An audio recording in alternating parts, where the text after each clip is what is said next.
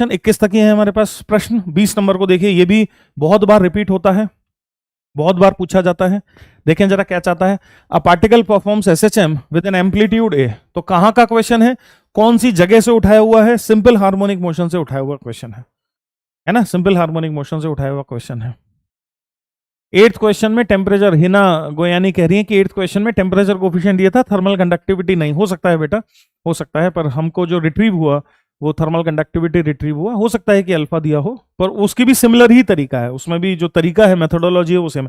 मैंने आपको पहले ही क्लियर किया कि चूंकि मेमोरी बेस्ड है तो थोड़ा बहुत आगे पीछे तो हो सकता है ना।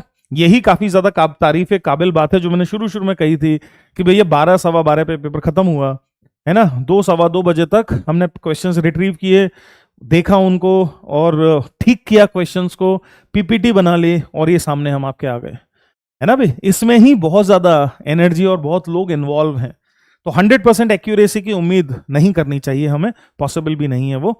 जितना हो गया है ना उतना काफी है। और ये बेसिकली एक्सरसाइज उन बच्चों के लिए की जा रही है जो अभी आगे एग्जाम लिखेंगे, है ना, जो आगे एग्जाम लिखेंगे, सो दैट उनको थोड़ा सा आइडिया लग जाए कि किस तरह के क्वेश्चंस पूछे जा रहे हैं, उससे फायदा होगा। उन लोगों के लिए ये एक्सरसाइज की जा रही है। तो उम्मीद है कि आपको समझ में आ रहा है। ऐसा है, तो particle performs SHM with an amplitude A, its speed is tripled at the instant when it is at a distance of 2a/3 from equilibrium position। ये थोड़ा सा अच्छा क्वेश्चन है। वैसे तो इस तरह के क्वेश्चन भी प्रैक्टिस काफी कराते हैं हम लोग, सब करते ही हैं बच्चे। तो ये मान लेते हैं मीन पोजीशन है और ये एक्सट्रीम पोजीशन है ना, और ये ओरिजिनल वाला एसएचएम है, ओरिजिनल वाला जिसका एम्पलीट्यूड ए था, ओरिजिनल वाला एसएचएम है जिसका एम्पलीट्यूड ए था। क्वेश्चन क्या कह रहा है, क्वेश्चन ये कह रहा है कि पार्टिकल ऐसे ऐसे ऑसिलेट कर रहा है और at an instant when it is at a distance of 2a/3 from equilibrium position. जब 2a/3 डिस्टेंस पर था इक्विलिब्रियम पोजीशन से, 2a/3 कहीं यहां, तो जब इक्विलिब्रियम पोजीशन से 2a/3 डिस्टेंस पर, 2a/3 डिस्टेंस पर था, 2a/3 डिस्टेंस पर था और इस डायरेक्शन में मान ले रहे हैं जा रहा था किसी वेलोसिटी v से, हमने क्या कर दिया, हमने इसकी वेलोसिटी को किसी तरह से ट्रिपल कर दिया, हमने इसकी स्पीड को ट्रिपल कर दिया, वो भी करेंगे, हमने इसकी स्पीड को ट्रिपल कर दिया। तो बता दो नया एम्पलीट्यूड क्या होगा। तो बेसिकली क्या होगा, जब आप उसकी स्पीड को ट्रिपल करोगे तो काइनेटिक एनर्जी बढ़ जाएगी उस जगह पर, जिससे टोटल एनर्जी बढ़ जाएगी और टोटल एनर्जी बढ़ जाने से एम्पलीट्यूड बढ़ जाएगा, और नया एम्पलीट्यूड क्या होगा वो पूछा है। ठीक, इस क्वेश्चन में मैं बहुत खूबसूरती से एक फॉर्मूले का इस्तेमाल करने वाला हूं जो हम एसएचएम में यूज करते हैं कि किसी एक्स डिस्टेंस पर जो स्पीड होती है वो होती है v/ω √a² माइनस x²। क्या ये फॉर्मूला सभी लोग जानते हैं, सभी लोग जानते होंगे। एसएचएम में देखिए जरा, ये थोड़ा सा टफ, मैं इसको टफ बोलूंगा क्वेश्चन को, ये थोड़ा सा टफ क्वेश्चन है। v/ω √a² minus x², speed का फॉर्मूला है x डिस्टेंस पर, स्पीड का फॉर्मूला है x डिस्टेंस पर, ठीक है।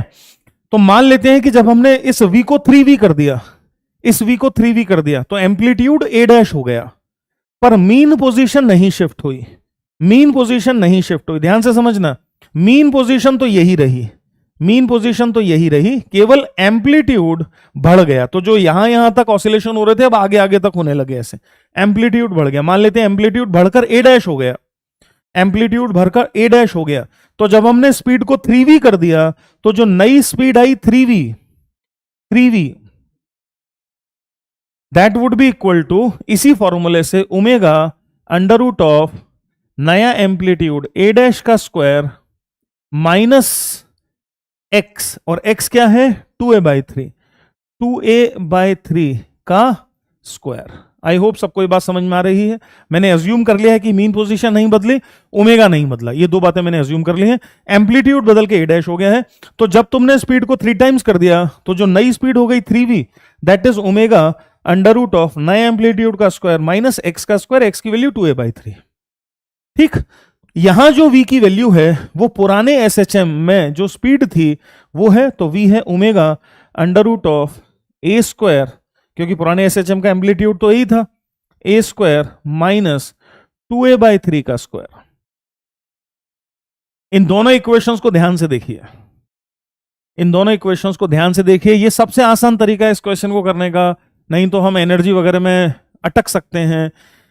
इस v की वैल्यू को उठा के हम यहां सब्स्टिट्यूट कर दें तो हमें क्या मिलेगा, उस v की वैल्यू को हम यहां रख दें तो हमें मिलेगा 3 omega root over a square minus of 4/9 a square is equal to omega under root of a dash का स्क्वायर माइनस 4/9 a स्क्वायर, ये मिलेगा।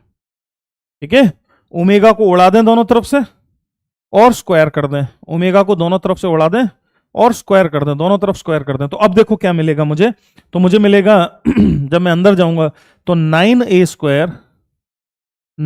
स्क्वायर फिर 9a से मल्टीप्लाई होकर खत्म हो जाएगा माइनस का 4a square is equal to, उधर क्या मिल रहा है, उधर मिल रहा है a डैश का स्क्वायर माइनस 4/9 a स्क्वायर, ये मिल रहा है। 9 माइनस 4 कितना हुआ 5, ये जब भाई साहब इधर जाएंगे तो 9 5 45, 45 प्लस 4 49/9, हेंस a डैश का स्क्वायर सॉल्व करके देखना आपको दिखाई देगा 49/9 a square. That means a dash की वैल्यू आ रही है 7/3 a, ये आंसर है।